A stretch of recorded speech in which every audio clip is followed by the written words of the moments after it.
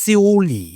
ซิวหลี่แปลว่าซ่อมนะครับแต่ซ่อมเนี้ยมันเป็นคำที่แคบใช้กับสิ่งที่เสียหายหรือสูญเสียการทำงานซ่อมให้กลับมาใช้งานได้ตัวอย่างก็คือซ่อมเครื่องใช้ไฟฟ้าที่เสียซ่อมรถหลังเกิดอุบัติเหตุซ่อมในเชิงแบบเชิงลับอย่างเดียวก็คือทำเฉพาะเมื่อเกิดความเสียหายเมื่อเสียแล้วมาดูตัวอย่างประโยคภาษาจีนเมื่อเครื่องใช้ไฟฟ้าหรืออุปกรณ์อิเล็กทรอนิกส์พังนะครับ电视坏了需要修理ทีวีเสียต้องซ่อมต่อมา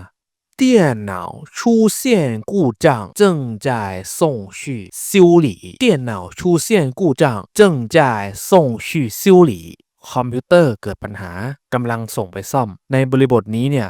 เหวยซิวสามารถใช้แทนได้